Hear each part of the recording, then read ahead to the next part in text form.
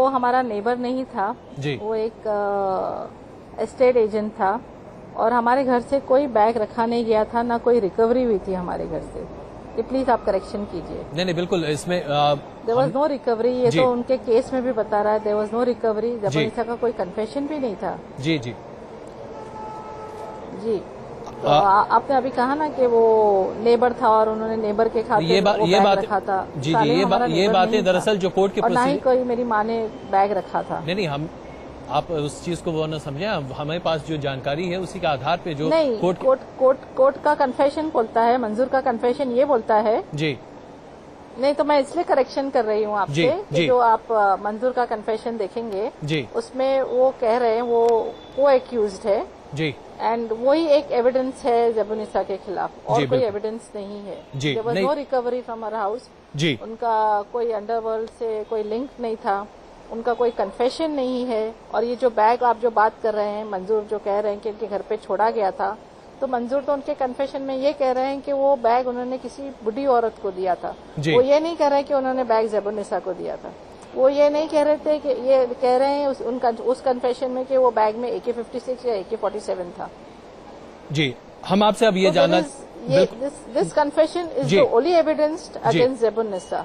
और ये कन्फेशन को कोई सपोर्ट नहीं करता है। There is nobody else supporting Manzoor's confession. जी, हम आपसे ये जानना चाहेंगे कि आज actual facts of the case. बिल्कुल, अब हम आपसे जो गुजारिश कर रहे हैं, हम आपसे ये जानना चाहते हैं कि संजय दत्त ने, मैं जो कह रही हूँ ये आप चेक कर सकते हैं लीगल रिकॉर्ड्स। नहीं बिल्कुल, आपकी बात बिल्कुल अपनी जगह सही होगी, हम उस पर कोई टीका टिप्पणी नहीं कर रहे हैं। लेकिन हम आपसे जानना चाहते हैं कि आज संजय दत्त ने अपनी बात सामने रखी है और संजय दत्त के साथ साथ आपकी मां के लिए भी माफी की बात आगे चल रही है। सोशल मीडिया पर भी इस बारे में चर्चा है, जस्टिस काटजू ने भी इस मामले को आगे उठाया है।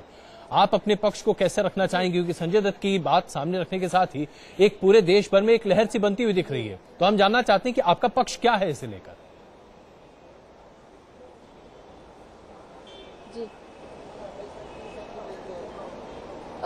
मैं बहुत शुक्रगुजार हूँ काजू साहब ने, जो मैंने उनको मेल भेजा था, उन्होंने मेरे मम्मी के केस पेपर पढ़ा और आपने सुना उन्होंने क्या कहा कि इनके खिलाफ कुछ ज्यादा एविडेंस नहीं है एक्सेप्ट फॉर द कन्फेशन, और वो बॉम्ब ब्लास्ट के कॉन्स्पिरेसी केस से भी ड्रॉप कर दी गई है जी फ्रॉम द टाडा कोर्ट। तो on the basis of this merit of the case और उनके हेल्थ का जो प्रॉब्लम है, वो 70 साल की है, 20 साल उन्होंने वाकई एक सजा काटी है, घर में ही काटी है, लेकिन वो 20 साल उनके लिए आसान नहीं थे। जी बिल्कुल, वो 20 साल बहुत कठिन थे। मैंने 20 साल अपनी जिंदगी के उनके लिए लड़ाई में गुजार दिए कि मुझे अब इंसाफ मिलेगा, अब इंसाफ मिलेगा। I am not questioning the verdict of the apex court. मैं सिर्फ ये कह रही हूँ कि जो हुआ उनके साथ वो ठीक नहीं हुआ। She didn't deserve this. वो कोई क्रिमिनल या गैंगस्टर नहीं है, ना टेररिस्ट है। उनका अगर आप 20 साल पहले का भी बैकग्राउंड देखेंगे तो she is just a domesticated housewife. उनको एक रिमोट कंट्रोल और मोबाइल अभी जो हमने उनको दिया है वो चलाने नहीं आता है। तो आपको लगता है कि वो इतना बड़ा कुछ करेंगी? उनके शी इज गॉट 5 डॉटर्स और अल्हम्दुलिल्लाह we are a well to do family. ऐसा कुछ जरूरत नहीं थी ऐसा सब काम करने की हमको। और आप 99 एक्यूज जो थे उनमें से कोई भी उनका किसी से भी कोई ताल्लुक नहीं था, ना उनसे कभी मिली थी, ना दोस्ताना था या कुछ बिजनेस डीलिंग्स थी, एब्सोल्युटली नथिंग। नहीं बिल्कुल, हम आपसे बस एक सवाल और अभी एक सवाल और लेना चाहेंगे। आप हमारे साथ हैं। घर उनके बच्चों के लिए खाना पकाना और नमाज पढ़ाना। जी नहीं, हम सिर्फ एक चीज आपसे जानना चाहेंगे, जिस तरीके से संजय दत्त की माफी के लिए लगातार आवाजें उठ रही हैं, आपको लगता है कि आपकी मां के लिए भी अगर इसी तरीके से आवाज उठे तो शायद मदद मिल सकती है?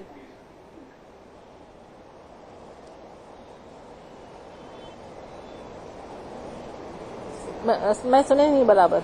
हम ये सब आपसे जानना चाहते हैं कि जिस तरीके से संजय दत्त के लिए हर तबके से आवाज उठ रही है माफी के लिए, क्या इसी तरीके से आवाज अगर आपकी माता के लिए भी उठे, आपकी मां के लिए भी उठे, तो आपको लगता है कि उनके केस के लिए बहुत फायदेमंद रहेगा, अच्छा होगा?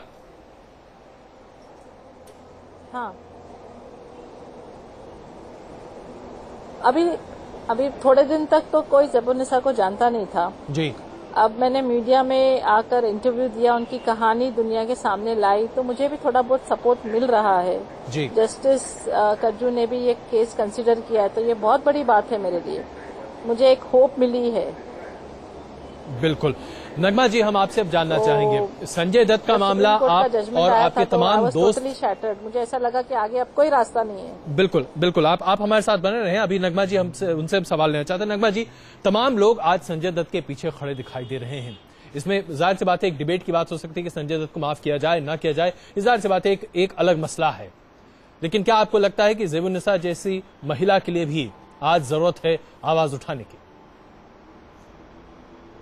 बिल्कुल जरूर जरूरत है आवाज उठाने की। और मेरे ख्याल से जो मैंने आज टीवी पे देखा है कि जस्टिस काजो जी ने बहुत स्ट्रांगली उनके लिए आवाज उठाई है और आगे लेके गए हैं। लेकिन जो लोग कानून के बारे में बहुत अच्छी तरह से जानते हैं, जो लोग समझते हैं, वो सबसे पहला कदम आगे उठा सकते हैं। और पीछे जो लोग ये समझते हैं कि हाँ, इनको कानून के बारे में पूरा नॉलेज है और ये डेमोक्रेटिक कंट्री है, तो सबको अपना वॉइस, ओपिनियन वॉइस करने का हक है कि हाँ, वो क्या सोचते हैं इस चीज के बारे में। कि वो मेरे हिसाब से, मुझे जितना भी मालूम है और जो भी मालूम है कि ज़ेबुन्निसा काजी मुझे लगता है बहुत ही ओल्ड महिला हैं। बाकी डिटेल्स तो मैं केस के बारे में नहीं जानती। जितना उनकी बेटी से मैंने सुना है डिबेट्स में और इंटरव्यूज में कि वो बहुत इनोसेंटली अंदर गई हैं। उनके कन्फेशन में भी उन्होंने ऐसा कुछ पाया नहीं है जी। और किसी ने अक्यूज ने कहा है, लेकिन उनके घर में कुछ नहीं मिला है। वो अक्यूज नहीं है, वो बेचारी ऑलरेडी 70 इयर्स की हैं। और तो फिर नेचुरली वो भी हकदार हैं कि उन्हें भी मेरे हिसाब से उन्हें भी ये प्रावधान मिलना चाहिए। और अगर कोई प्रावधान है तो कोई भी उसे अवेल कर सकता है जी। मेरा ऐसा मानना है। बिल्कुल। लेकिन आफ्टर ऑल सुप्रीम कोर्ट की वर्डिक्ट जो है वो अल्टीमेट वर्डिक्ट है और हर इंसान एक लॉ अबाइडिंग सिटीजन है, इंक्लूडिंग सेलिब्रिटीज। और संजय दत्त ने ये क्लियर किया है आज कि वो जेल जरूर जाएंगे, वो अपने लिए माफी नहीं मांगेंगे। बहरहाल लोग जो सोचते हैं कि उन्हें माफी मिलनी चाहिए और अगर ऐसा कोई प्रावधान है तो मेरे ख्याल से हमें नगमा जी, इसमें कोई शक नहीं है कि अगर ऐसा कोई प्रावधान है जिसमें किसी व्यक्ति को राहत मिल सकती है तो मिलना चाहिए। लेकिन इस पर एक विवाद भी है। रज़ा मुराद जी, हम आपसे भी जानना चाहेंगे, ज़ेबुन्निसा का ये पूरा मामला, 70 साल की वो महिला है, पिछले 20 साल उन्होंने भी शायद उसी तरीके से घुट घुट कर काटे हैं जैसे संजय दत्त ने काटे हैं। आपको नहीं लगता कि शायद एक आम व्यक्ति होने की वजह से शायद उनका मामला कहीं पीछे रह गया है? शायद अगर उन्हें आज उतना ही बड़ा प्लेटफॉर्म मिला होता जितना संजय दत्त के लिए मिला होता तो शायद दोनों मामले बराबर एक ही कांटे पे तोले जाते। देखिए, ऐसा है कि जो संजय दत्त का मामला उठा है, उनके साथ साथ मोहतरमा ज़ेबुन्निसा का भी मामला उठा है जी। क्योंकि सुप्रीम कोर्ट ने जिन लोगों की सजाएं बरकरार रखी हैं, एक को फांसी दी है, 10 ऐसे मुजरिम थे जिन्हें सजाए मौत दी गई थी, उनकी सजा कम्यूट करके उन्हें लाइफ इम्प्रिजमेंट दे दी गई है जी। एक को 10 साल दी थी, लेकिन क्योंकि उसकी मुद्दत पूरी हो गई थी उसको रिहा कर दिया गया है। जो सबसे कम सजाएं दी गई हैं वो संजय दत्त और मोहतरमा ज़ेबुन्निसा को दी गई हैं। तो ये कानून भी जानता है कि इन दोनों का जो पार्टिसिपेशन है वो ये सबसे कम इन्हीं दोनों का है। अब क्योंकि संजय दत्त का मुद्दा जो है इतना गरमाया और लोगों को ये लगा कि मोहतरमा ज़ेबुन्निसा भी बिल्कुल एक माफी की हकदार हैं जी। उनका भी जो पार्टिसिपेशन है वो ना होने के बराबर है। तो मैं समझता हूं कि मोहतरमा ज़ेबुन्निसा को भी एक बहुत अच्छा प्लेटफॉर्म मिला है जी संजय दत्त के साथ अपनी बात कहने का। और जस्टिस काटजू ने उनकी भी पैरवी की है जी। तो मैं समझता हूं कि यकीनन अगर कोई ऐसा प्रावधान है, ऐसा कोई विकल्प है, तो कानून या गवर्नर या राष्ट्रपति जी इस बात पर गौर करेंगे और ये जो दोनों केसेस हैं जी उसमें एक हमदर्दाना रवैया रखेंगे। अब ये देखिए, ऐसा है कि जो फैसला आएगा बिल्कुल वो तो जो आना है वही आने वाला है, बस उसके लिए जरूरी कोशिश हो सकती है, उसके लिए कोशिश हो अच्छी तरीके से इन तमाम केसेस पैरवी की जा सकती है। बिल्कुल बिल्कुल, क्योंकि ये बिल्कुल लास्ट स्टेजेस हैं। बिल्कुल, तो बस हमें दुआ करनी चाहिए इस सिलसिले में जी। और हमारी गुड विशेष दोनों के साथ हैं। बिल्कुल बिल्कुल। दुआ करते हैं मैं आपको माफ कीजिएगा, फिर बीच में रोक रहा हूं। दरअसल टीवी पर वक्त की कमी होती है, इसलिए हम थोड़े लंबे बयान नहीं ले पाते हैं। मनन साहब हमारे साथ इस वक्त मौजूद है, वरिष्ठ वकील। मनन साहब, ये दो मामले सामने हैं और जस्टिस काटजू ने इन दोनों को सामने रखा है।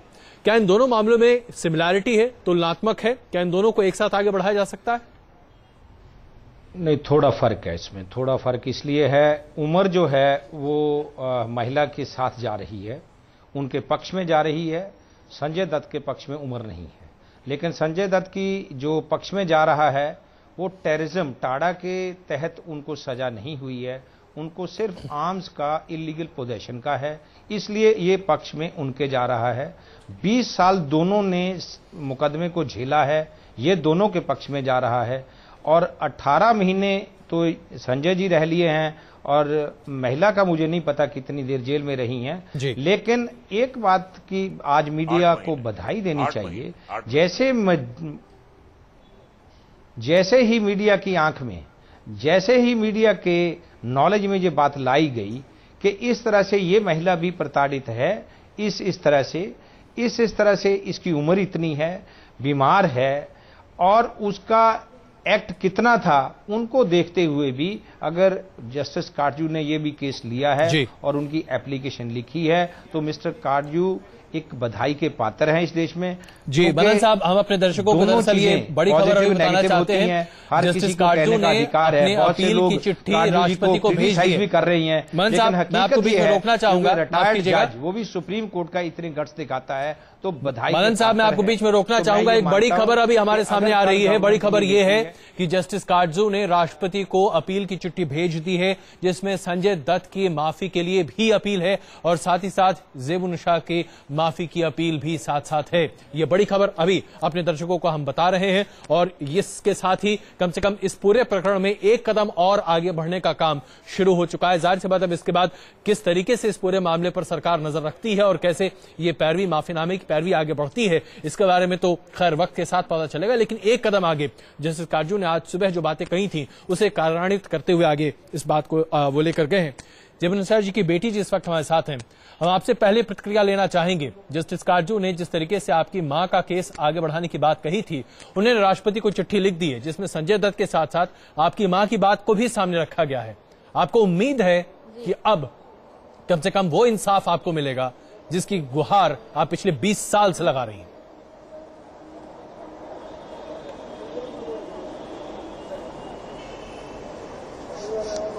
मैं बहुत शुक्रगुजार हूँ जस्टिस काटजू की कि उन्होंने जो कहा उन्होंने किया। मुझे जो उम्मीद जो नहीं थी, अब मुझे उम्मीद है कि कुछ अच्छा होगा, 20 साल बाद कुछ अच्छा होगा। मैं एक चीज कहना चाहूंगी आपसे कि मेरे घर में मैं और मेरी माँ रहते हैं, अगर उनको कुछ हो गया तो I have nothing in my life, she is all I have. So I am really very grateful. अल्लाह का शुक्र है, अल्लाह ने हमारी सुनी। जस्टिस काटजू हमारे लिए एक फरिश्ता बनकर आए और हमारी मांग गवर्नर साहब तक पहुंचाए। मैं बहुत शुक्रगुजार हूँ उनकी। I am really very obliged and thanks to the media, to all the media for hearing my story. अगर आज मीडिया नहीं होती तो मेरी माँ की आवाज नहीं सुनी जाती, मेरी आवाज नहीं सुनी जाती। आई thank all the media, all the channels. बिल्कुल, हम जानते हैं कि आपके लिए काफी भावुक लम्हा है ये और हम दुआ यही करेंगे। अच्छी खबर सुनाई मुझे।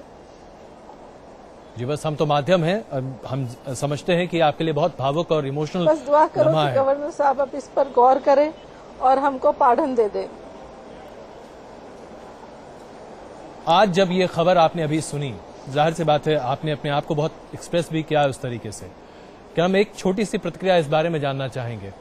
जिस समय आज से 20 साल पहले आपको अपनी मां के इन्वॉल्वमेंट के बारे में पता चला था, कहा गया था तथाकथित तौर पर एलिजेड इन्वॉल्वमेंट के बारे में पता चला था, उस वक्त से लेकर अभी तक का ये सफर, आज जब आप उसे रिकॉल करती हैं, आपके जहन में क्या क्या बातें जाती हैं?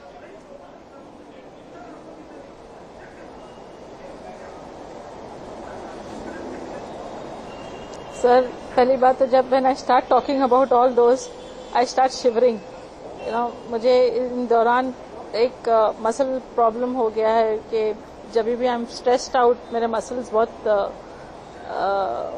कॉन्ट्रैक्ट हो जाते हैं। I am unable to speak, I get very emotional और रही 20 साल का सफर, तो वो बहुत बहुत बहुत कठिन था, बहुत कठिन था। मैं बयान नहीं कर सकती आपको। आप समझ सकते हैं कि एक अकेली औरत और मैं, हम दोनों ने क्या क्या मतलब इस चीज से गुजरे होंगे।